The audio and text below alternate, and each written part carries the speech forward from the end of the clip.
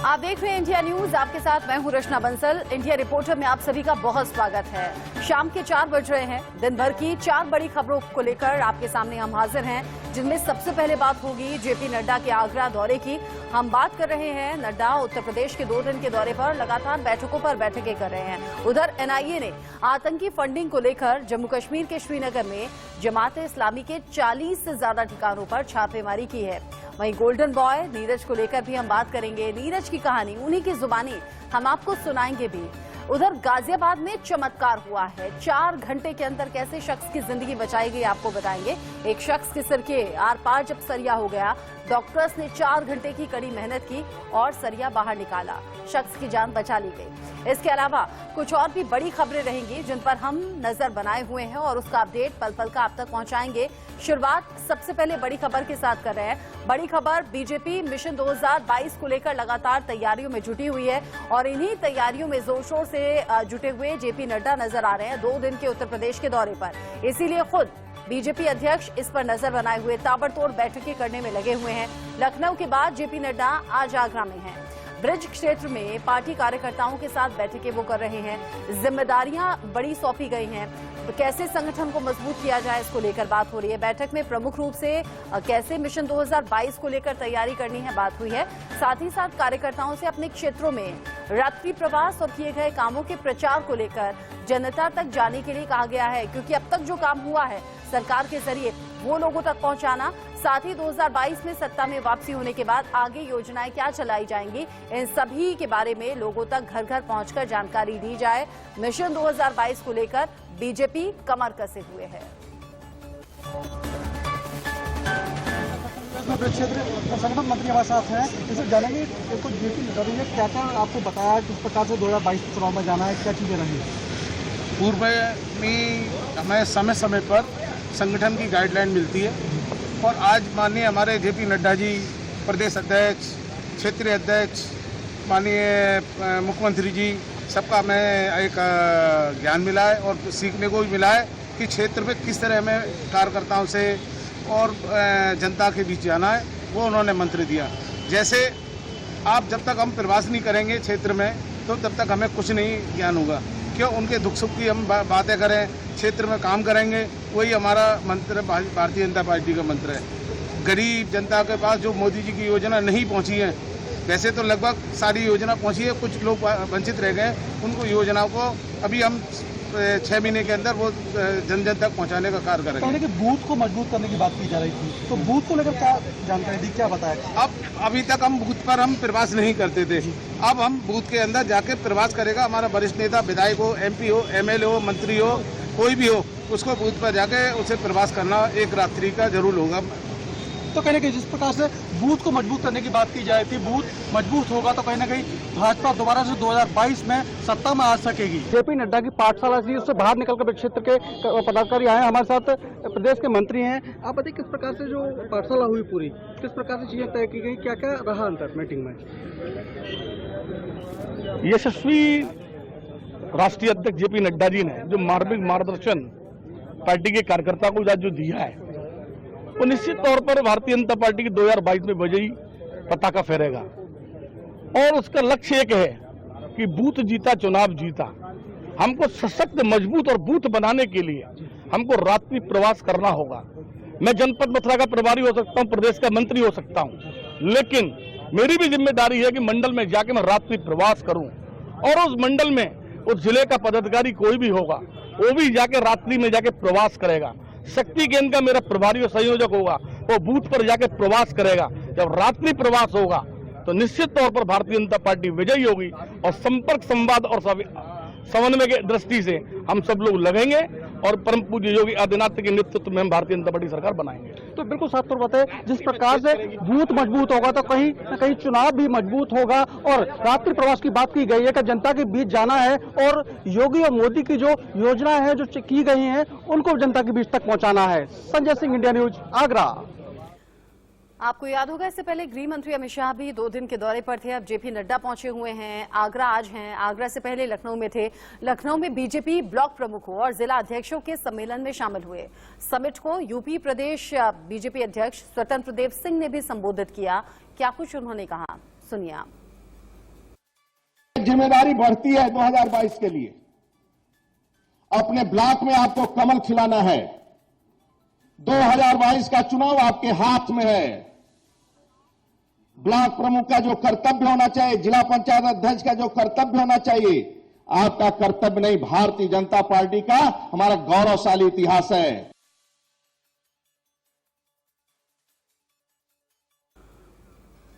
और इसी खबर पर ज्यादा अपडेट के साथ संजय सिंह आगरा से हमारे संवाददाता जुड़ गए हैं, ज्यादा अपडेट हम तक पहुंचाएंगे।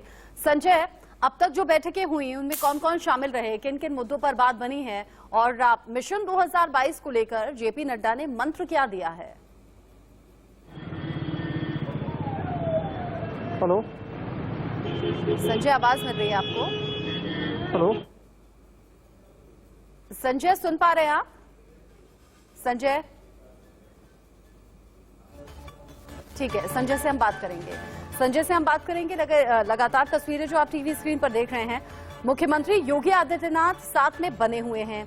जेपी नड्डा खुद पार्टी कार्यकर्ताओं से मिल रहे हैं, उन्हें जीत का मंत्र दे रहे हैं, क्योंकि बड़ा जरूरी है 2022 में, चूंकि सभी पार्टियां अपनी अपनी जीत का दावा करते हुए, ऐसे में जीत का दावा तब किया जाएगा जब लोगों के बीच तक काम पहुंचे। काम अब तक योगी सरकार में क्या हुआ है, किन किन योजनाओं का लाभ मिला है, ये लोगों तक पहुंचना चाहिए। ये पार्टी आलाकमान की तरफ से साफ संदेश दे दिया गया है। संगठन की मजबूती पर लगातार फोकस है। ऐसे में बीजेपी के बड़े चेहरे अब उत्तर प्रदेश के दौरे पर हैं। अमित शाह ने भी कुछ इसी अंदाज में यूपी सरकार की तारीफ की। मुख्यमंत्री योगी आदित्यनाथ की तारीफ प्रधानमंत्री भी कर चुके हैं। जेपी नड्डा भी 2 दिन के इस दौरे पर, जिसमें योगी सरकार के कामकाज की तारीफ भी की और साथ ही आगे मिशन 2022 को लेकर पार्टी कार्यकर्ताओं से मिले हैं। संजय का रुख हम कर लेते हैं। संजय, अब तक की बैठकों में कौन कौन शामिल रहा? मिशन 2022 को लेकर कोई खास दिशा निर्देश, कोई खास मंत्र दिया है जेपी नड्डा ने? आप जब तक इधर आ जाओ, जब बात करेंगे फिर निकलना, ठीक है? जब बात करेंगे फिर निकलना। संजय,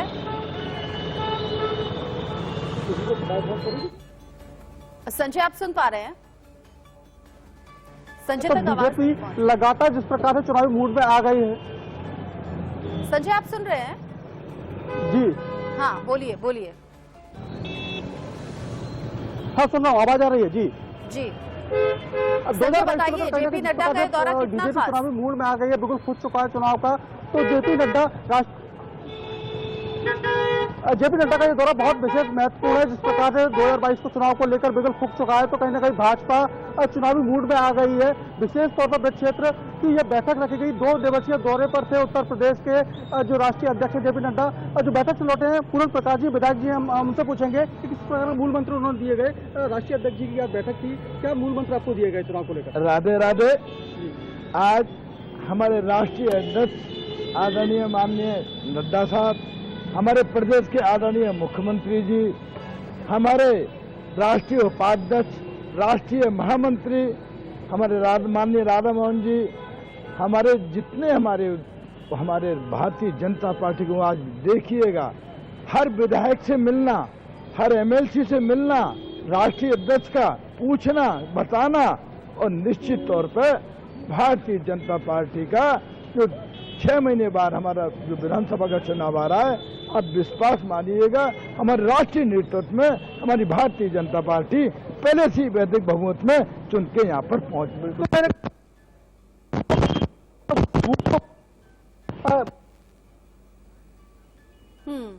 2022 की तैयारी खास है और अब ये लगातार तैयारियों के जरिए पता भी लग रहा है बीजेपी ने कोई कोर कसर तक छोड़ी नहीं है। बहुत शुक्रिया संजय सिंह इस अपडेट को हमारे साथ साझा करने के लिए।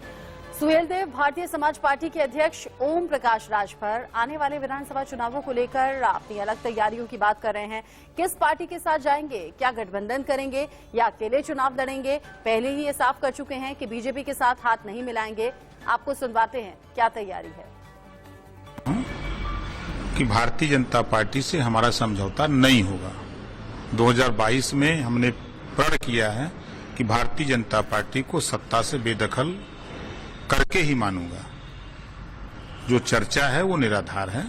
शिष्टाचार मुलाकात है, उसको लोग राजनीतिक तुल दे रहे हैं, हल्ला कर रहे हैं। योगी आने दीजिए 22 ना, बता तो रहा हूं कि योगी बुलडोजर लेके चले जाएंगे गोरखपुर।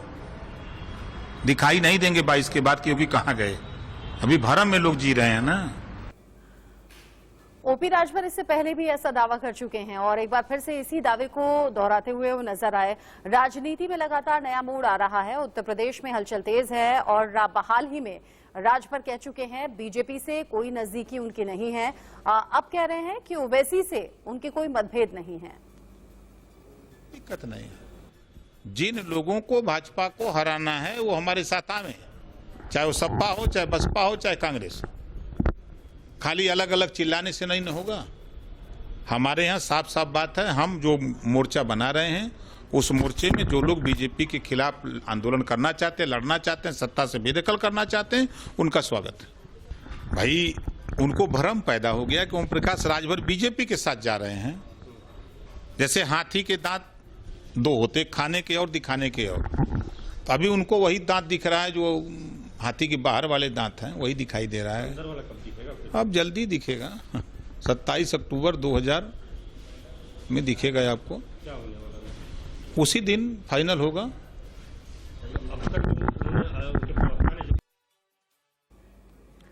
देखिए, अलग अलग पार्टियां अलग अलग तरीके के दावे कर रही हैं। उधर समाजवादी पार्टी के नेता अखिलेश यादव ने किसान कार्ड खेला है और बीजेपी को किसान विरोधी कह रहे हैं।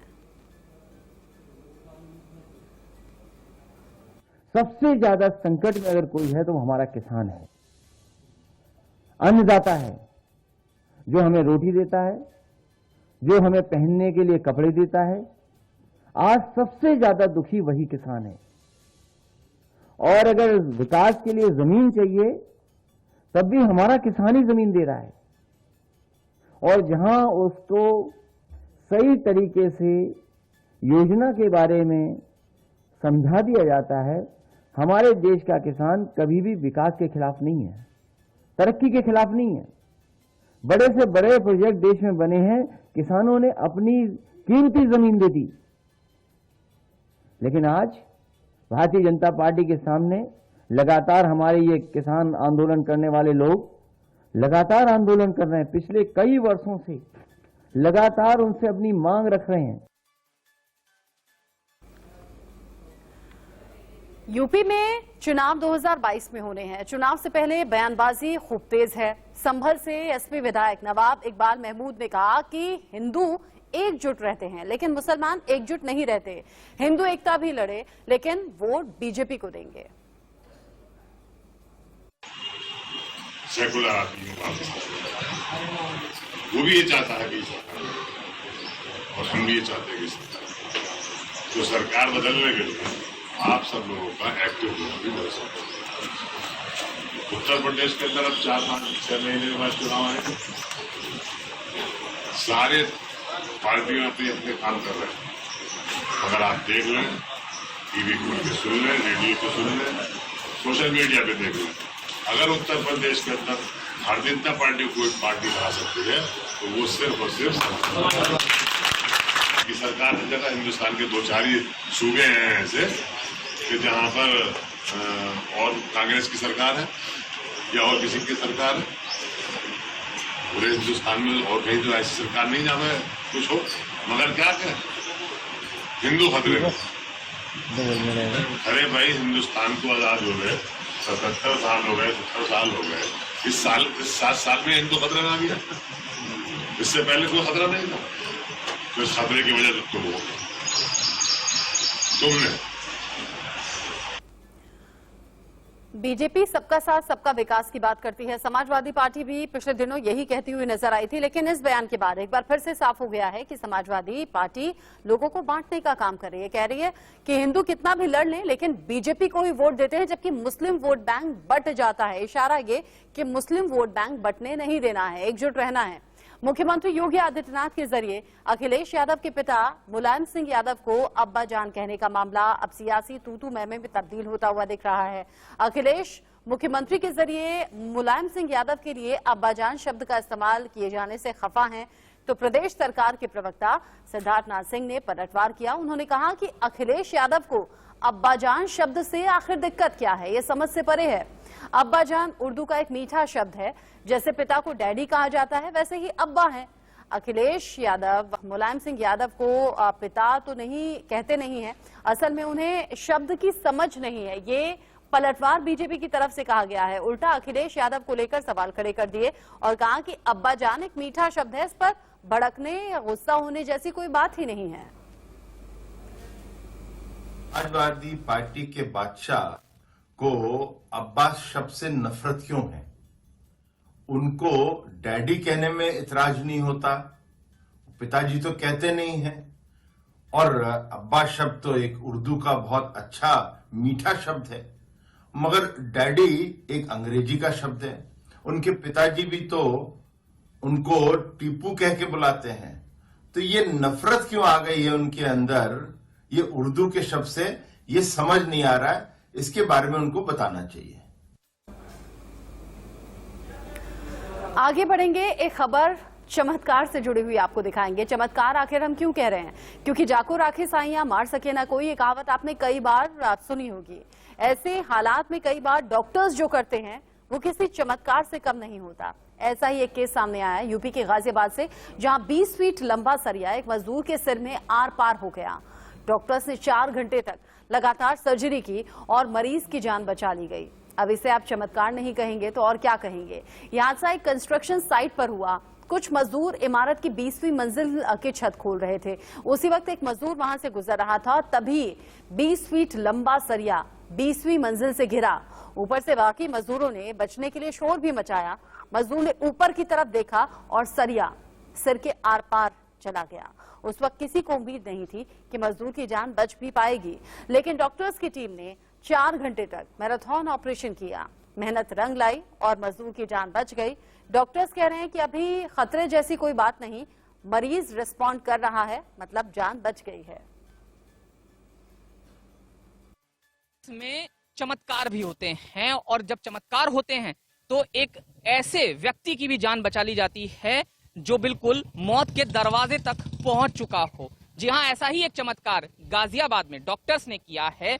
मैं जिस अस्पताल के बाहर मौजूद हूं, इसी में 31 जुलाई को एक ऐसे मजदूर को गंभीर हालत में लाया गया था जिसके सिर में से सरिया आर पार था।